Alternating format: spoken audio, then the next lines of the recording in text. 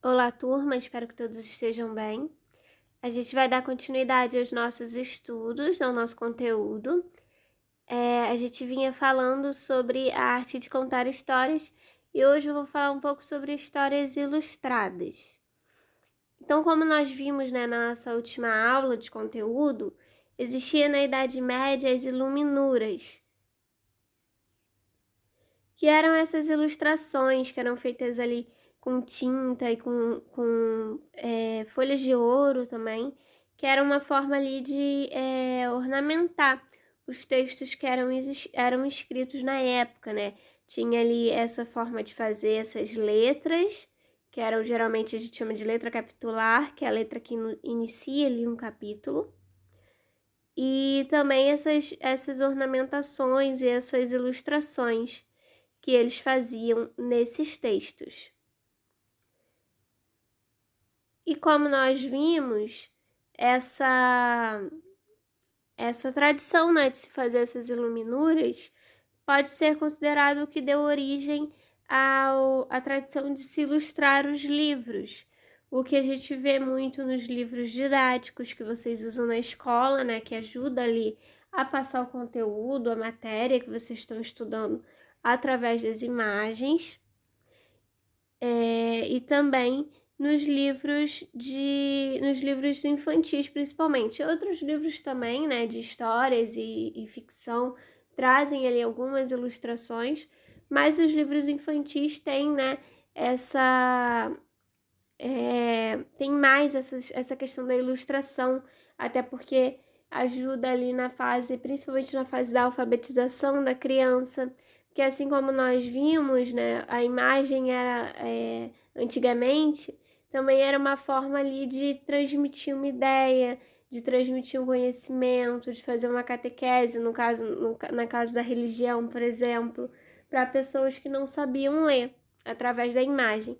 E os livros infantis, eles ajudam ali nessa fase da alfabetização das crianças, e ter essa imagem ajuda ali a transmitir, né, o que a história está passando. Essas ilustrações, elas ajudam a enfatizar o que está acontecendo nessas histórias, o que auxilia na alfabetização das crianças, por exemplo. Recentemente, o Emicida lançou um livro que se chama E Foi Assim que eu e Escuridão Ficamos Amigas, em que a gente pode observar aqui 3 formas de se contar histórias. Ele vai ter o livro, né, de fato, que ele escreveu lá, que foi lançado, que as pessoas podem comprar o livro. Ele também fez um vídeo, que é como se fosse um videoclipe, em que ele fez uma versão cantada da história, em que vai passando, as ilustrações vão passando como uma forma de animação para ajudar a contar essa história. Então ele vai contar, tem, né, o livro escrito, tem o livro cantado, que ele fez o vídeo ali cantado, musicado e com a animação. E também teve uma live que ele fez em que ele contou essa história, leu o livro, né, contando ali como a gente faz mesmo, contando história, lendo um livro para uma criança. Ele fez isso numa live. Então a gente vê 3 formas aqui diferentes de se contar uma mesma história. E de relacionar essa história também com a questão da arte, como a gente falou. No livro ali com relação à ilustração, no vídeo que eu mencionei vai ter tanto com relação à música quanto também com relação ao desenho animado. E na live também, né, tem essa questão do vídeo, das lives que estão sendo muito feitas agora durante essa quarentena. Sempre que a escuridão vinha, eu dizia: papai, deixa uma luzinha.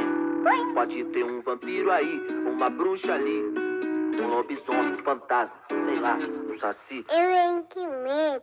Quando o primeiro raio de sol brilhava, não muito longe, ela via e falava: mamãe, me protege da claridão, da iluminação. Sabe-se lá o que tem do outro lado? Quero não. Parece um filme. Bom, outra forma de termos, né, essas histórias ilustradas, que é outra forma muito conhecida, são as histórias em quadrinhos. como nós vimos nas nossas outras aulas, desde ali do período romano, na Mesopotâmia, a gente já tinha ali essas formas de se contar uma história através de ilustrações de uma forma sequencial.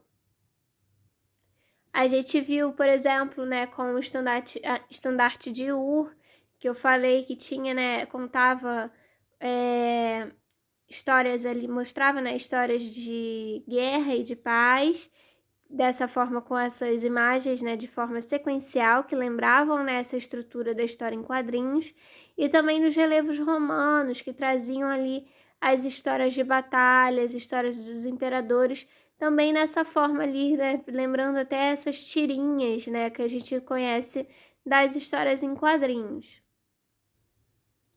Bom, as histórias em quadrinhos, de fato, elas vão ganhar destaque quando elas chegam nos Estados Unidos, mais ou menos ali no final do século XIX. Elas vão começar a ser publicadas nos jornais, né, como a gente conhece até hoje ali, naquele formato de tirinhas. E vão tratar ali, geralmente, vão ser tirinhas bem-humoradas, que tratam ali de política e também de temas atuais, né, da atualidade daquela época. Hoje em dia, né, ainda se tem um pouco essa questão das tirinhas de jornais impressos, mas a gente vê principalmente, né, a gente tem mais contato hoje em dia com essas tirinhas na internet, por exemplo, em forma de memes, sendo compartilhados ali no Facebook, no Instagram, trazendo sempre essa questão também ainda dessa questão de tratar de temas políticos ou temas ligados à sociedade, ter esse bom humor também, isso também é muito comum, ou de forma irônica, ou de forma ali mais engraçada mesmo, bem-humorada, tratando de temas atuais e temas ligados à questão da sociedade. Nas HQs ocidentais, a gente vai ler a história da esquerda para a direita e as falas vão ser apresentadas em balões e outros textos, como por exemplo a narração, eles podem vir em outros tipos de quadro, né, que a gente chama de legendas. Mas não é obrigatório que as histórias em quadrinhos tenham textos. Muitas histórias em quadrinhos, muitas revistas, né, quadrinhos vão trazer ali só as imagens, sem necessariamente as falas. Contam essa história somente através das próprias imagens mesmo. Aqui a gente vê um exemplo, né, um gibi do Cebolinha, que dá pra gente entender um pouco ali a história só através das imagens, não tem muitas palavras, tem até uma onomatopeia, né, ali, mas, que é essa aqui, mas a maior parte da história, né, é contada ali apenas através da imagem, com as expressões do personagem e com o que está acontecendo na cena. E a gente consegue entender perfeitamente ali o que está se passando e tal. E isso é muito comum também. Então, não só nas histórias em quadrinhos mais voltadas para o público mais infantil, até porque isso auxilia, como a gente já falou também, ali na compreensão da história, né, para crianças que estão sendo alfabetizadas. Então, ter ali essas histórias que não tem necessariamente um texto para criança que ainda não sabe ler, é um primeiro contato ali que ela pode ter com as revistas e depois ele já tá mais acostumada quando for pegar os gibis que tenham falas, para ela começar a aprender, né, a ler e a se relacionar com as palavras. Mas essa questão das falas vai depender também da proposta do artista que fez o quadrinho. Eu tenho alguns quadrinhos aqui que não são necessariamente para criança, né, para criança pequena, são para mais infanto-juvenil ali, mas que também não tem falas, é apenas através da imagem. Eu tenho um que conta a história de Romeu e Julieta, por exemplo, em que não tem as imagens e é uma história conhecida, então é só através que não tem as falas, desculpa, não tem os textos, é só através das imagens. E também por ser uma história conhecida ali já é fácil, né, de se compreender o que está se passando nas cenas. Bom, nós vamos ter também os elementos das histórias em quadrinhos, né? Quais são os elementos que fazem parte, né? Que caracterizam esse tipo de história, esse tipo de revista. A gente vai ter os balões, que dependendo do formato, eles podem indicar se o personagem tá falando, tá pensando, tá gritando, tá sonhando. Então, eles vão trazer ali a fala, mas também vão enfatizar, né, que tipo de ação o personagem tá fazendo, que tipo de sentimento que ele tá passando. Então, se ele tá gritando, a gente usa geralmente esse daqui, ó. Então, ele transmite ali que o personagem está mais exaltado. Então, ele tá falando aquilo de uma forma mais agressiva, gritada. A gente vai ter também os balões de pensamento, o balão de sonhos que não tem um aqui, esse daqui acho que é de cochichar. E o balão de fala, né, que é o comum, né, é o normal, é o de fala. E aí, dependendo desse formato, a gente vai modificando. Esse daqui é o de pensamento, esse daqui é o de... Opa! Esse daqui é o de... indica que o personagem está cochichando. E esse aqui já indica que o personagem está gritando. Esses daqui são alguns exemplos, mas tem outros também. Outro elemento são as legendas, que também são chamados de recordatórios, que podem mostrar ali tanto as falas do narrador, né, a narração da história, ou também indicar em qual momento, no tempo e no espaço, a situação da história se passa. Então, vai ser onde vai vir escrito, pode estar escrito tanto ali a narração, dizendo o que o personagem, narrando a história, dizendo que o personagem estava pensando em fazer uma determinada ação, por exemplo, isso aí com relação à narração. E com essa questão de dizer, né, indicar em qual momento do tempo e do espaço a situação da história se passa, é quando vem escrito, né, naquela manhã, ou enquanto isso, do outro lado da cidade. Isso é uma forma de indicar ali essa questão do tempo e do espaço, né, dizer que determinar ali se aquela situação aquela cena que a gente está vendo se passou 2 dias antes ou 2 dias depois, se é no mesmo lugar que a gente estava antes ou se é num outro lugar, numa outra cidade, por exemplo, ou na casa de alguém. Isso vão vir, né, em forma de legendas, aqui não dá para ler muito bem, mas são esses quadrinhos assim que vem de forma quadrada, né, que dependendo ali da proposta da pessoa que fez o quadrinho, vai trazer o que geralmente traz essas questões que eu coloquei ali. Opa.